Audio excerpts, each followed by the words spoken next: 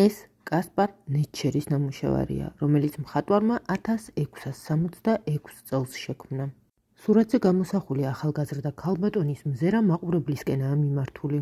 ვხედავთ თუთიყუშსაც, რომელიც ქალბატონის მარჯვენა ხელზე ჩამომჯდარა.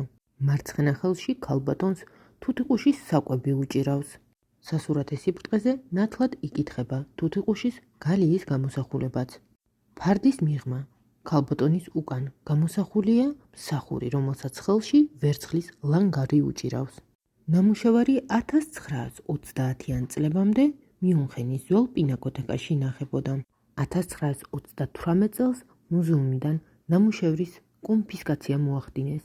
მალევე ნამუშევარი ჯერ ნიდერლანდელმა კოლექციონერმა, შემდეგ კი ებრაული წარმომავლობის ბელგიელმა წყვილმა შეიძინა.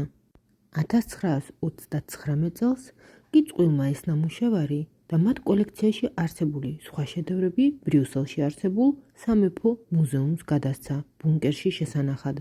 1940 წელს ანდრისების ოჯახი ამერიკის შეერთებულ შტატებში გადადის საცხოვრებლად.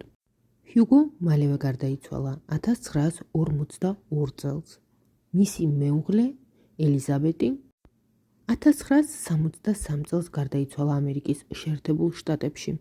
ვინაიდან ანდრისები ბელგიაში აღარ იმყოფებოდნენ და საცხოვრებლად ამერიკის შეერთებულ შტატებში გადავიდნენ, 1942 წელს კიდევ ერთხელ გაიცა ბრძანება ნამუშევრის კონფისკაციის თაობაზე. 1942 წლის 14 მარტს ნამუშევარმა პარიზში, ლუვრში დაიდო ბინა.